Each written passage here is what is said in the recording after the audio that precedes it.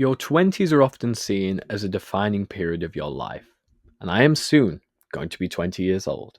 It's kind of crazy how time's just flown by and my childhood has ended that fast. So, I thought I'd give advice to guys younger than me based on my own experiences and things I wish I had done or had done sooner, and things that I believe will give you a good foundation for your 20s, a sort of pre season, if you will, to set up the rest of your life. So, without further ado, let's get into these 7 points. So, the first point I want to stress is to get into the gym or to start exercising, running, martial arts, yoga, whatever it is. Start these healthy habits now so that they stick with you for the rest of your life. I'm sure many people will tell you the older you get, the harder it is to keep on top of your health. When you're 50 years old, it's going to be much harder to get into the gym and keep consistent with it. So start now.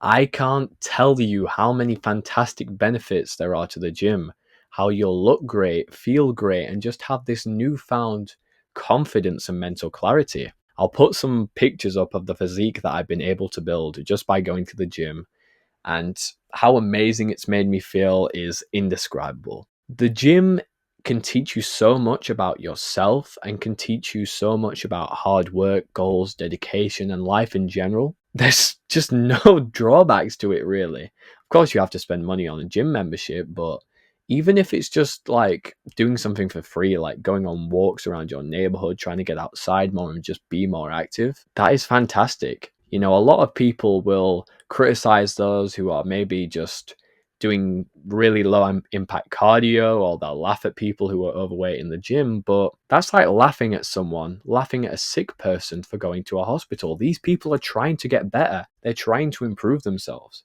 So I applaud them, and I think we all should be lifting up each other, but we certainly should not be getting complacent.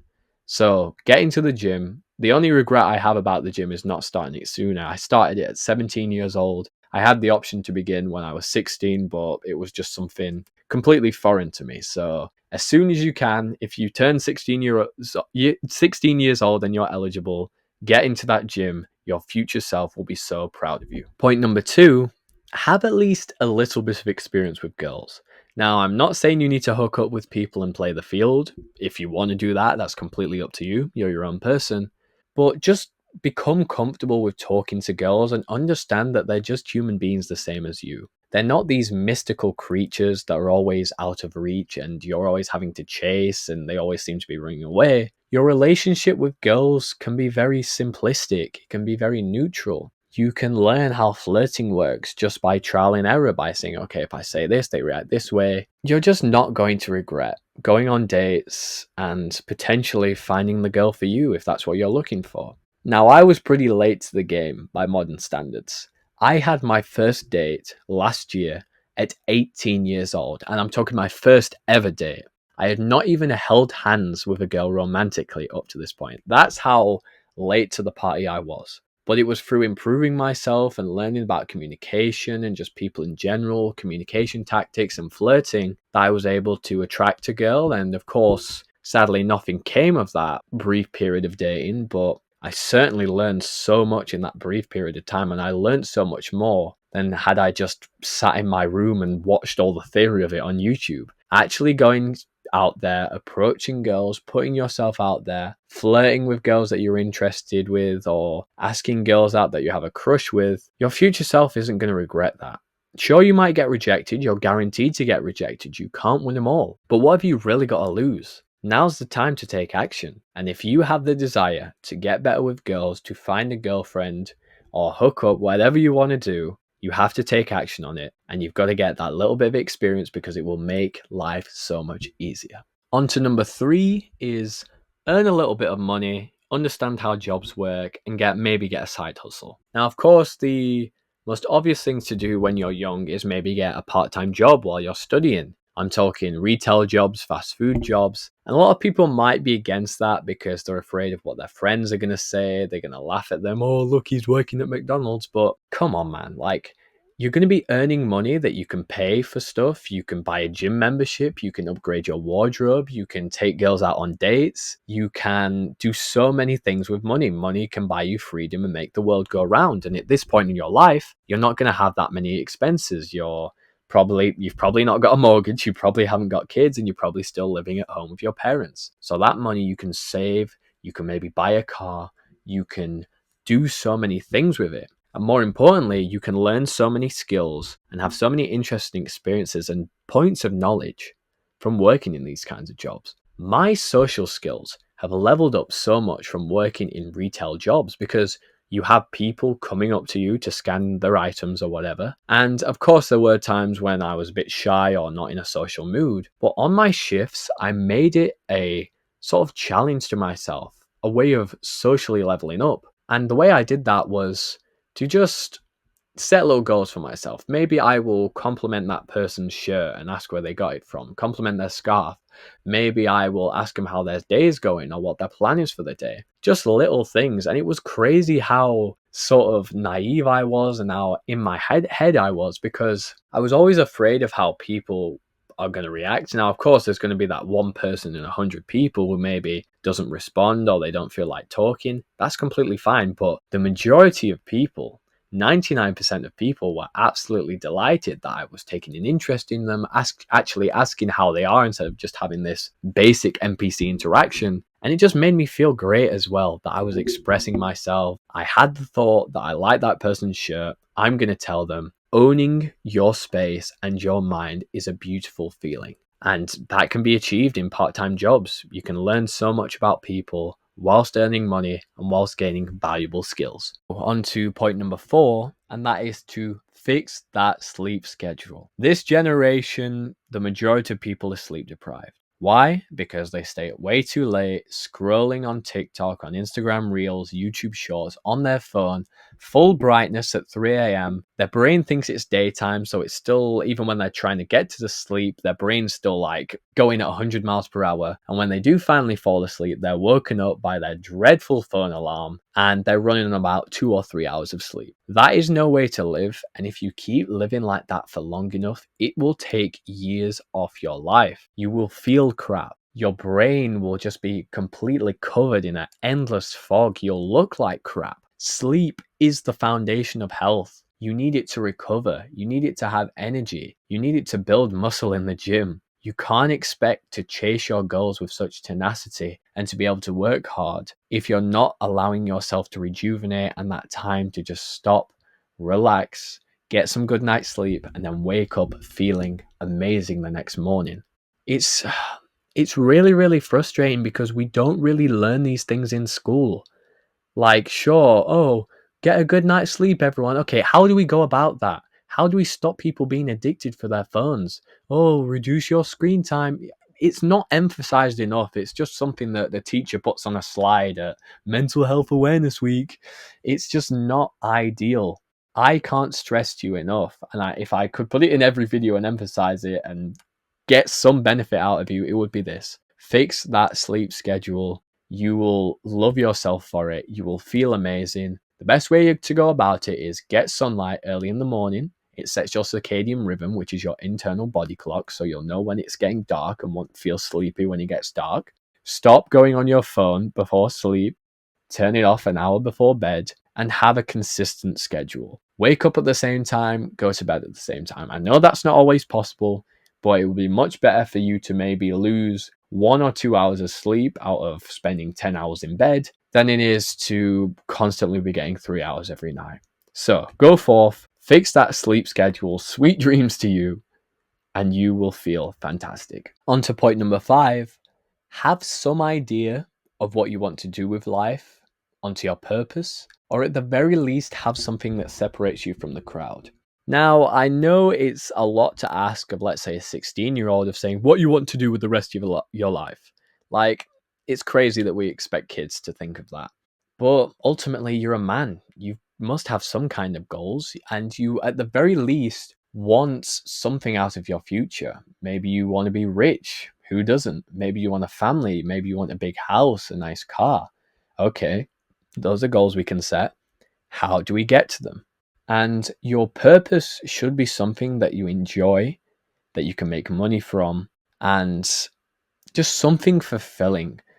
Now, if your target is purely to make money, then there's, of course, many jobs like medicine, law, software engineers who make tons of money. But personally, I wouldn't go down that route if you don't enjoy it. If you absolutely enjoy them, by all means, go to university, go on to it. But don't just follow what everyone else is doing, especially if you don't enjoy it. Don't listen to your parents, your friends, your relatives. They might think they know the best for you and they're doing it out of love. They're trying to help you, but ultimately, it's your life. You've got to make your own mistakes and learn from them. You've got to put your mind to it and actually dedicate time to it. People just sort of go with the flow. And when it's actually time to make a decision in your life, bang, you're 40 years old. You're still living at home with your parents. You've got no idea what you want to do and you feel like it's too late. So please start early. I'm not asking you to map out your entire life in the space of 5 minutes, but actually sit down, turn off your phone and think, what do I enjoy? What do I want out of life? And even if you can't even figure out a career, just find something to do with your time while you figure it out. Try new things. Maybe you want to learn a new language and you could be known as the guy who knows lots of languages and perhaps make YouTube content about it. Maybe you want to get into taekwondo and to build a fantastic body in the gym and learn about coding and AI and just learn more about business and become the guy who has all the knowledge of that you can then sell on to people. Find something to use your time and then become good at that task and then find a way to monetize it. That is the best way to find your purpose. Do it sooner rather than later, because if I'd have known what I wanted to do and had the direction to make these kind of videos when I was 15 years old, whew, it would have been game over for everyone else, trust me. But hey, we're still here, we're still making the time up, and we're still making these videos. So please, find your purpose ASAP. So on to number 6, and kind of leading off from the last point, is to do things that surprise people. People have so many preconceived notions about you, and they think that they've got every idea about you figured out in their mind, even if they know very little about you. Everyone will try to put you into a certain category. They'll say, oh, that's the quiet kid, there's the sporty kid, there's the nerdy kid, there's the charismatic guy. And even if you maybe don't want to be perceived that way, people are going to say it whether you like it or not. Now, let's say you're introverted and very shy, but you want to be seen as expressive and outgoing. You've got to take action on that. Regardless of what people are going to say, you're going to have people who are surprised and amazed and people who are going to make comments because they're jealous and they wish they could do what you're doing. You've just got to come out of your comfort zone sooner or later, because the last thing you want to be is 25, 30, having no friends, no dating life, and feeling like absolute crap. Take it from me, for example. In college, I let my shy side come through a bit. Of course, I had friends. Of course, I was getting to know new people. But there were times when maybe I could have stuck my hand up to say something and I didn't. Maybe there was a girl that I wanted to talk to and I was too afraid. I said enough was enough. I needed a big break and an opportunity. And one week in the courtyard, in my school, in my college, there was some karaoke going on. And I decided to put my name down. I decided we may as well go big or go home. So I decided to sing Hound Dog by Elvis Presley, doing all the hip gyrations, all the moves, all the all that kind of stuff. And the crowd went wild. I tore the house down. People were getting their phones out, recording me. They were cheering, they were clapping. The applause was thunderous. And for about 2 weeks after that, I had random people shouting out my name in college, going, Elvis. It was an amazing feeling. And people were genuinely surprised. I remember when I got off the stage and people were clapping, this one guy that I know came up to me and said, where did that come from? He was just startled by it, that I had been able to do something like that. And I encourage you, you don't necessarily have to go up and sing in front of people, but don't be worn down by the roles that people put onto you into society. Sure, you might be seen as the shy and introverted kid, the guy who doesn't talk to girls, who's bad with girls, who's socially inept. But you don't have to stay like that. Sure, people are going to try and put you back into that box if you try to escape it, but you've just got to jump out of that box and say, no, I'm not going back. I want to improve myself. This is the real me, the new and improved version. If you don't like it, tough. I'm here to stay. And finally, number 7, take risks, especially if they scare you. Your propensity for risk will decrease as you get older. When you get into a serious relationship, or you have a house, a mortgage to think of, more responsibilities like kids or your career, you'll be less inclined to take risk because you have so many pillars that would crumble if it went wrong.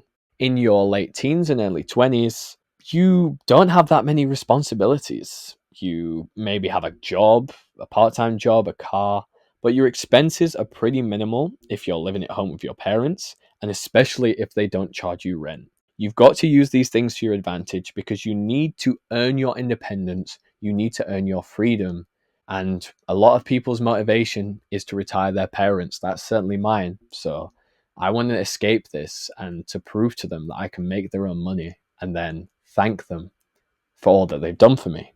And of course, sadly, mum and dad won't always be there to fall back on. You've got to make enough money at the very least so that you can support yourself. And you don't need to necessarily achieve this before 20 years old. That is extremely rare. It's rare enough being a millionaire in your 20s, let alone a millionaire when you're 16, 17, 18. But you can start working towards it. Even if you hit that goal at, let's say, 30 years old, 40 years old, you're doing better than most people. You're supporting yourself, you're supporting your family. And that's all because you took a risk and it worked out. Take these risks while you're young, because as I said, when you're older, something's going to go off in the back of your head saying, don't take that risk. You've got kids to think about, you've got a house. Do it now. While all of these things are still hypotheticals in the future, while they're just still things that you have on your wish list, take those risks now so you can achieve them. Whew, what a great list that was. I hope you've enjoyed this video, bro. I hope you can take some points from it and actually implement them. Please don't just go on to this and do nothing about it like so many people do, like I used to do, where I'd watch videos and not actually implement what I've learned. Please take this video to heart. I will see you in the next one. God bless, and as always, you take very good care of yourself. Oh, and don't forget to subscribe. Hey.